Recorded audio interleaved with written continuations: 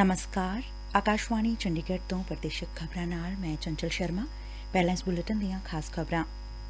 ਪ੍ਰਧਾਨ ਮੰਤਰੀ ਨਰੇਂਦਰ ਮੋਦੀ ਨੇ ਮੇਕ ਇਨ ਇੰਡੀਆ ਤੇ ਜ਼ੋਰ ਦਿੰਦਿਆਂ ਕਿਹੈ ਕਿ ਦੁਨੀਆ ਭਾਰਤ ਨੂੰ ਨਿਰਮਾਣ ਦੇ ਮੁੱਖ ਕੇਂਦਰ ਵਜੋਂ ਦੇਖ ਰਹੀ ਐ। ਭਾਰਤੀ ਜਨਤਾ ਪਾਰਟੀ ਦੀ ਆਗੂ ਅਮਨਜੋਤ ਕੌਰ ਰਾਮੂਵਾਲੀਆ ਨੇ ਕਿਹੈ ਕਿ ਕੇਂਦਰ ਸਰਕਾਰ ਯੂਕਰੇਨ 'ਚ ਫਸੇ ਭਾਰਤੀ ਨਾਗਰਿਕਾਂ ਲਈ ਫਿਕਰਮੰਦ ਐ ਅਤੇ ਉਨੂਾਂ ਨੂੰ ਵਾਪਸ ਲਿਆਉਣ ਲਈ ਤੇਜ਼ੀ ਨਾਲ ਕੰਮ ਕਰ ਰਹੀ ਐ। ਯੂਕਰੇਨ ਤੇ ਰੂਸ ਵਿਚਾਲੇ ਚੱਲ ਰਹੀ ਜੰਗ ਕਾਰਨ ਯੂਕਰੇਨ 'ਚ ਫਸੇ ਭਾਰਤੀ ਵਿਦਿਆਰਥੀਆਂ ਅਤੇ ਨਾਗਰਿਕਾਂ ਨੂੰ ਆਪਰੇਸ਼ਨ ਗੰਗਾ ਤਹਿਤ ਵਤਨ ਵਾਪਸ ਲਿਆਂਦਾ ਜਾ ਰਿਹੈ। ਪੰਜਾਬ ਦੇ ਕਈ ਵਿਦਿਆਰਥੀ ਯੂਕਰੇਨ ਤੋਂ ਵਾਪਸ ਪਰਤ ਆਏ ਨੇ। ਦਿੱਲੀ ਤੋਂ ਫਾਜ਼ਿਲਕਾ ਦਿੱਲੀ ਲਈ ਬੰਦ ਪਈ ਇੰਟਰਸਿਟੀ ਐਕਸਪ੍ਰੈਸ ਰੇਲ ਗੱਡੀ 1 ਮਾਰਚ ਤੋਂ ਮੁੜ ਸ਼ੁਰੂ ਹੋ ਗਈ ਐ ਅਤੇ ਪੰਜਾਬ ਸਕੂਲ ਸਿੱਖਿਆ ਬੋਰਡ ਵੱਲੋਂ 10ਵੀਂ ਤੋਂ 12ਵੀਂ ਸ਼੍ਰੇਣੀ ਦੇ ਪਿਛਲੇ ਸਾਲ ਦਸੰਬਰ 'ਚ ਟਰਮ ਫਸਟ ਦੀ ਪ੍ਰੀਖਿਆ ਦੇਣ ਤੋਂ ਵਾਂਝੇ ਰਹਿ ਗਏ ਵਿਦਿਆਰਥੀਆਂ ਦੀ ਮੁੜ ਪ੍ਰੀਖਿਆ 24 ਮਾਰਚ ਤੋਂ 30 ਮਾਰਚ ਤੱਕ ਲਈ ਜਾ ਰਹੀ ਹੈ। ਕੋਰੋਨਾ ਵਾਇਰਸ ਦੇ ਨਵੇਂ ਸਰੂਪ ਓਮਿਕਰੋਨ ਨੂੰ ਦੇਖਦਿਆਂ ਸਾਰਿਆਂ ਨੂੰ ਅਪੀਲ ਕੀਤੀ ਜਾਂਦੀ ਹੈ ਕਿ ਚੌਕਸ ਰਹੋ ਅਤੇ ਮੁਕੰਮਲ ਟੀਕਾਕਰਨ ਕਰਵਾਓ।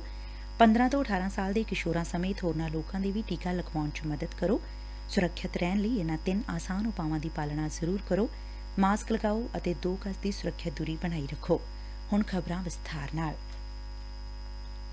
ਪ੍ਰਧਾਨ ਮੰਤਰੀ ਨਰੇਂਦਰ ਮੋਦੀ ਨੇ ਕਿਹੈ ਕਿ ਦੁਨੀਆ ਭਾਰਤ ਨੂੰ ਨਿਰਮਾਣ ਦੇ ਮੁੱਖ ਕੇਂਦਰ ਵਜੋਂ ਦੇਖ ਰਹੀ ਐ ਅਤੇ ਇੱਥੇ ਮੇਕ ਇਨ ਇੰਡੀਆ ਦੇ ਨਾਲ ਬੇਅੰਤ ਸੰਭਾਵਨਾਵਾਂ ਮੌਜੂਦ ਨੇ।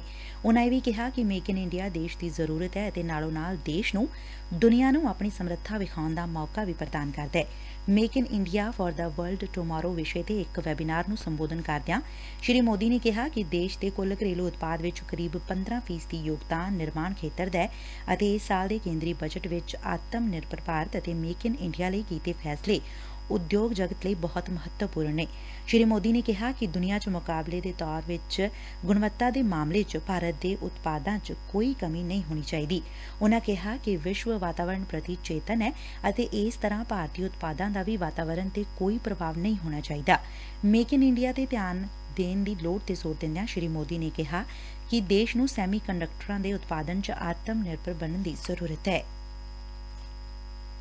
ਯੂਕਰੇਨ 'ਚ ਫਸੇ ਭਾਰਤੀ ਨਾਗਰਿਕਾਂ ਨੂੰ ਵਾਪਸ ਲਿਆਉਣ ਲਈ ਅੱਜ ਭਾਰਤੀ ਹਵਾਈ ਫੌਜ ਸਮੇਤ 19 ਹਵਾਈ ਜਹਾਜ਼ ਯੂਕਰੇਨ ਦੇ ਗੁਆਂਢੀ ਮੁਲਕਾਂ ਲਈ ਰਵਾਨਾ ਹੋ ਰਹੇ ਨੇ।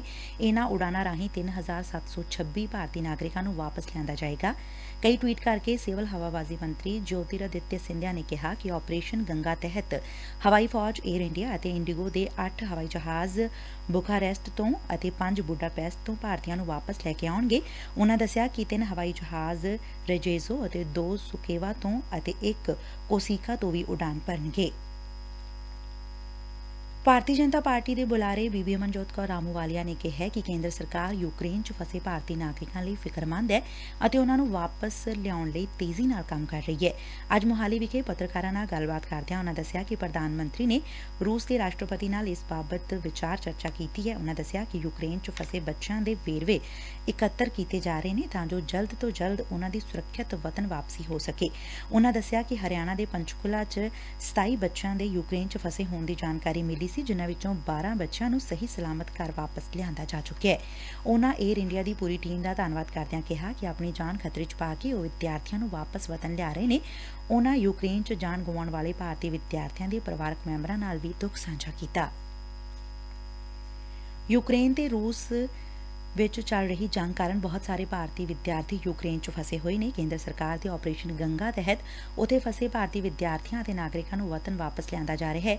ਇਸੇ ਤਹਿਤ ਯੂਕਰੇਨ ਤੋਂ ਪਰਤੇ ਨਾਭਾ ਦੇ ਰਹਿਣ ਵਾਲੇ ਭਾਰਤ ਸਿੰਘ ਨੇ ਖੁਸ਼ੀ ਦਾ ਇਜ਼ਹਾਰ ਕਰਦਿਆਂ ਕੇਂਦਰ ਸਰਕਾਰ ਦਾ ਉਨੂਾਂ ਨੂੰ ਯੂਕਰੇਨ ਤੋਂ ਸੁਰੱਖਿਅਤ ਵਾਪਸ ਲਿਆਉਣ ਲਈ ਸ਼ੁਕਰੀਆ ਅਦਾ ਕੀਤਾ।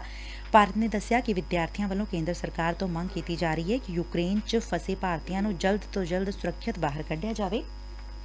ਉਧਰ ਅੰਮ੍ਰਿਤਸਰ ਦੇ ਗਾਰਡਨ ਇਨਕਲੇਵ 'ਚ ਰਹਿਣ ਵਾਲੇ ਨਵਰਾਜ ਸਿੰਘ ਨੇ ਵੀ ਯੂਕਰੇਨ ਤੋਂ ਪਰਤਣ ਤੇ ਖੁਸ਼ੀ ਦਾ ਪ੍ਰਗਟਾਵਾ ਕੀਤਾ। ਉਨੂਾਂ ਦੇ ਸੁਰੱਖਿਅਤ ਘਰ ਆਉਣ ਤੇ ਪਰਿਵਾਰ 'ਚ ਖੁਸ਼ੀ ਦਾ ਮਾਹੌਲ ਹੈ। ਨਵਰਾਜ ਅਤੇ ਪਰਿਵਾਰਕ ਮੈਂਬਰਾਂ ਨੇ ਕੇਂਦਰ ਸਰਕਾਰ ਦਾ ਉਨੂਾਂ ਨੂੰ ਵਤਨ ਵਾਪਸ ਲਿਆਉਣ ਤੇ ਧੰਨਵਾਦ ਕੀਤਾ। ਨਵਰਾਜ ਦੀ ਮਾਤਾ ਨੇ ਕਿਹਾ ਕਿ ਉਹ ਬੇਟੇ ਦੇ ਘਰ ਆਉਣ ਤੇ ਖੁਸ਼ ਨੇ, ਪਰ ਅਜੇ ਬਹੁਤ ਸਾਰੇ ਵਿਦਿਆਰਥੀ ਯੂਕਰੇਨ 'ਚ ਫਸੇ ਨੇ ਅਤੇ ਸਭ ਦੇ ਸੁਰੱਖਿਅਤ ਮੁੜਨ ਤੇ ਹੀ ਉਨੂਾਂ ਨੂੰ ਸਭ ਤੋਂ ਜ਼ਿਆਦਾ ਖੁਸ਼ੀ ਹੋਏਗੀ। ਪਟਿਆਲਾ ਤੋਂ ਲੋਕ ਸਭਾ ਮੈਂਬਰ ਸ਼੍ਰੀਮਤੀ ਪਰਨੀਤ ਕੌਰ ਅੱਜ ਖਾਰਕੀਵ 'ਚ ਪੜ ਰਹੀਆਂ ਪਟਿਆਲਾ ਦੀਆਂ 2 ਵਿਦਿਆਰਥਣਾਂ ਦੇ ਪਰਿਵਾਰਾਂ ਨੂੰ ਮਿਲੇ ਜੋ ਇਸ ਸਮੇਂ ਯੂਕਰੇਨ 'ਚ ਫਸੀਆਂ ਹੋਈਆਂ ਨੇ। ਉਨੂਾਂ ਨੇ ਪਰਿਵਾਰਕ ਮੈਂਬਰਾਂ ਨੂੰ ਭਰੋਸਾ ਦਿੱਤਾ ਕਿ ਕੇਂਦਰ ਸਰਕਾਰ ਨਾਲ ਤਾਲਮੇਲ ਕਰਕੇ ਜਲਦ ਤੋਂ ਜਲਦ ਬੱਚਿਆਂ ਨੂੰ ਵਾਪਸ ਘਰ ਲਿਆਂਦਾ ਜਾਏਗਾ। ਉਨੂਾਂ ਨੇ ਵਿਦਿਆਰਥਣ ਅਭਿਸ਼ਰੀ ਨਾਲ ਫੋਨ ਤੇ ਗੱਲ ਕਰਕੇ ਉਸ ਨੂੰ ਬਿਲਕੁਲ ਵੀ ਨਾ ਘਬਰਾਉਣ ਅਤੇ ਹੌਸਲਾ ਰੱਖਣ ਲਈ ਕਿਹਾ। ਪ੍ਰਦੇਸ਼ਕ ਖਬਰਾਂ ਤੁਸੀਂ ਆਕਾਸ਼ਵਾਣੀ ਚੰਡੀਗੜ੍ਹ ਤੋਂ ਸੁਣ ਰਹੇ ਹੋ। ਗੁਰਦਾਸਪੁਰ ਜ਼ਿਲ੍ਹਾ ਪ੍ਰਸ਼ਾਸਨ ਨੇ ਡੇਰਾ ਬਾਬਾ ਨਾਨਕ ਚ ਸ੍ਰੀ ਚੌਲਾ ਸਾਹਿਬ ਵਿਖੇ ਲੱਗਣ ਵਾਲੇ ਮੇਲੇ ਦੇ ਮੱਦੇਨਜ਼ਰ ਕੱਲ੍ਹ ਉਪ ਮੰਡਲ ਡੇਰਾ ਬਾਬਾ ਨਾਨਕ ਚ ਪੈਂਦੇ ਸੂਬਾ ਸਰਕਾਰ ਦੇ ਸਮੂਹ ਦਫ਼ਤਰਾਂ, ਸਰਕਾਰੀ ਤੇ ਗੈਰ ਸਰਕਾਰੀ ਵਿਦਿਅਕ ਅਦਾਰਿਆਂ ਚ ਸਥਾਨਕ ਛੁੱਟੀ ਦਾ ਐਲਾਨ ਕੀਤਾ ਹੈ। ਡਿਪਟੀ ਕਮਿਸ਼ਨਰ ਮੁਹੰਮਦ ਅਸ਼ਫਾਕ ਵੱਲੋਂ ਜਾਰੀ ਹੁਕਮਾਂ ਚ ਕਿਹਾ ਗਿਆ ਹੈ ਕਿ ਇਸ ਦਿਨ ਕਾਰਪੋਰੇਸ਼ਨ, ਬੋਰਡ, ਯੂਨੀਵਰਸਿਟੀ ਅਤੇ ਵਿਦਿਅਕ ਸੰਸਥਾਵਾਂ ਵੱਲੋਂ ਲਈਆਂ ਜਾ ਰਹੀਆਂ ਪ੍ਰੀਖਿਆਵਾਂ ਪਹਿਲਾਂ ਵਾਂਗ ਹੀ ਹੋਣਗੀਆਂ। ਕਾਬਿਲੇ ਗੌਰ ਹੈ ਕਿ ਸ੍ਰੀ ਚੌਲਾ ਸਾਹਿਬ ਵਿਖੇ ਇਹ ਮੇਲਾ ਬੜੀ ਧੂਮਧਾਮ ਨਾਲ ਮਨਾਇਆ ਜਾਂਦਾ ਹੈ ਅਤੇ ਦੂਰੋਂ ਸੰਗਤਾਂ ਇੱਥੇ ਦਰਸ਼ਨ ਦਿਦਾਰੇ ਕਰਨ ਲਈ ਪਹੁੰਚਦੀਆਂ ਨੇ।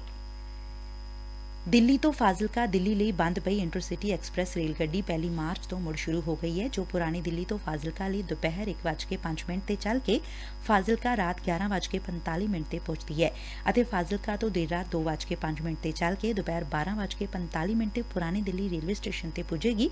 ਇਹ ਰੇਲ ਗੱਡੀ ਲਈ ਰੈਜ਼ਰਵੇਸ਼ਨ ਤੋਂ ਇਲਾਵਾ ਜਨਰਲ ਟਿਕਟਾਂ ਵੀ ਮਿਲਣਗੀਆਂ। ਸ੍ਰੀ ਮੁਕਤਸਰ ਸਾਹਿਬ ਤੋਂ ਚੰਡੀਗੜ੍ਹ ਜਾਣ ਵਾਲੇ ਮੁਸਾਫ਼ਰ ਰਾਜਪੁਰੇ ਤੱਕ ਇਸ ਰੇਲ ਗੱਡੀ 'ਚ ਸਫ਼ਰ ਕਰ ਸਕਦੇ ਨੇ। ਇਸ ਤੋਂ ਇਲਾਵਾ ਹਰਿਆਣਾ ਦੇ ਕਈ ਵੱਡੇ ਸ਼ਹਿਰਾਂ ਤੱਕ ਪੁੱਜਣ ਲਈ ਮੁਸਾਫ਼ਰ ਇਸ ਰੇਲ ਗੱਡੀ ਦਾ ਇਸਤੇਮਾਲ ਕਰਦੇ ਨੇ। ਨੈਸ਼ਨਲ ਕੰਜ਼ਿਊਮਰ ਅਵੇਅਰਨੈਸ ਗਰੁੱਪ ਨੇ ਰੇਲ ਮੰਤਰੀ ਅਸ਼ਵਨੀ ਵੈਸ਼ਨਵ ਅਤੇ ਉੱਤਰੀ ਰੇਲਵੇ ਦੇ ਸੀਨੀਅਰ ਅਧਿਕਾਰੀਆਂ ਤੋਂ ਮੰਗ ਕੀਤੀ ਕਿ ਬਠਿੰਡਾ, ਕੋਟਕਪੂਰਾ, ਫਾਜ਼ਿਲਕਾ ਰੇਲ ਸੈਕਸ਼ਨ ਤੇ ਬੰਦ ਪਈਆਂ ਮੁਸਾਫ਼ਰ ਗੱਡੀਆਂ ਨੂੰ ਜਲਦ ਤੋਂ ਜਲਦ ਬਹਾਲ ਕੀਤਾ ਜਾਵੇ ਅਤੇ ਇਸ ਤੋਂ ਇਲਾਵਾ ਫਿਰੋਜ਼ਪੁਰ, ਕੋਟਕਪੂਰਾ, ਫਾਜ਼ਿਲਕਾ, ਅਬੋਹਰ, ਸ੍ਰੀ ਗੰਗਾ ਨਗਰ ਸਵਾਰੀ ਰੇਲ ਗੱਡੀ ਵੀ ਚਲਾਈ ਜਾਵੇ।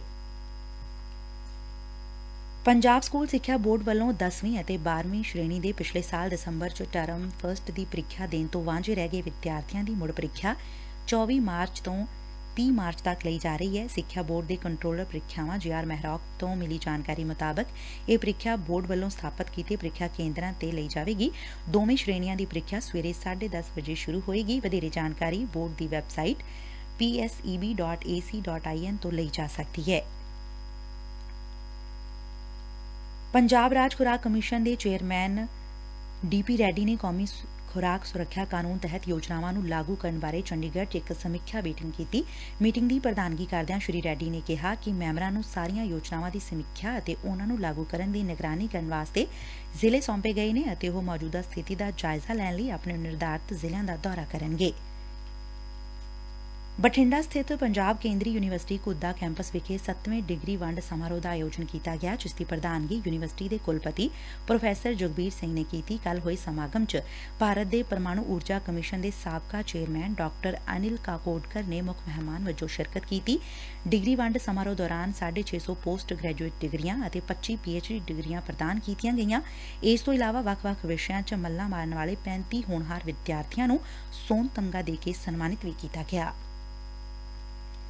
ਪਠਾਨਕੋਟ ਅੰਮ੍ਰਿਤਸਰ ਸ਼ਾਹਰਾਹ ਤੇ ਬਲਸੂਆ ਪੁਲੀ ਨੇੜੇ ਅੱਜ ਇੱਕ ਟਿੱਪਰ ਅਤੇ ਟਰੈਕਟਰ ਟਰਾਲੀ ਵਿਚਾਲੇ ਹੋਈ ਟੱਕਰ 'ਚ ਡਰਾਈਵਰ ਸਮੇਤ 2 ਲੋਕਾਂ ਦੀ ਮੌਤ ਹੋ ਗਈ। ਪਠਾਨਕੋਟ ਤੋਂ ਸਾਡੇ ਪੱਤਰਕਾਰ ਨੇ ਖਬਰ ਦਿੱਤੀ ਹੈ ਕਿ ਇਹ ਹਾਦਸਾ ਉਸ ਵੇਲੇ ਵਾਪਰਿਆ ਜਦੋਂ ਤੇਜ਼ ਰਫ਼ਤਾਰ 'ਚ ਆ ਰਹੇ ਇੱਕ ਟਿੱਪਰ ਨੇ ਅੱਗੇ ਜਾ ਰਹੇ ਟਰੈਕਟਰ ਟਰਾਲੀ ਨੂੰ ਟੱਕਰ ਮਾਰ ਦਿੱਤੀ, ਜਿਸ ਮਗਰੋਂ ਟਰੈਕਟਰ ਪਲਟਣ ਕਾਰਨ ਡਰਾਈਵਰ ਤੇ ਇੱਕ ਹੋਰ ਵਿਅਕਤੀ ਦੀ ਮੌਕੇ ਤੇ ਹੀ ਮੌਤ ਹੋ ਗਈ।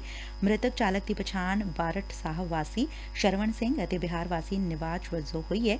ਸੂਚਨਾ ਮਿਲਣ ਤੇ ਪੁਲਿਸ ਨੇ ਵਾਹਨਾਂ ਨੂੰ ਕਬਜ਼ੇ 'ਚ ਲਿਆ ਅਤੇ ਮਾਮਲੇ ਦੀ ਜਾਂਚ ਸ਼ੁਰੂ ਕਰ ਦਿੱਤੀ ਗਈ, ਜਦਕਿ ਟਿੱਪਰ ਚਾਲਕ ਮੌਕੇ ਤੋਂ ਫਰਾਰ ਦੱਸਿਆ ਗਿਆ ਹੈ। ਪੰਜਾਬ ਦੇ ਜਨਗਣਨਾ ਬਾਰੇ ਨਿਦੇਸ਼ਕ ਡਾਕਟਰ ਅਭਿਸ਼ੇਕ ਜੈਨ ਨੇ ਅੱਜ ਐਸਐਸ ਨਗਰ ਮੁਹਾਲੀ ਵਿਖੇ ਅਧਿਕਾਰੀਆਂ ਨਾਲ ਬੈਠਕ ਕਰਕੇ ਮਰਦਮਸ਼ੁਮਾਰੀ ਸੰਬੰਧੀ ਤਿਆਰੀਆਂ ਦੀ ਸਮੀਖਿਆ ਕੀਤੀ।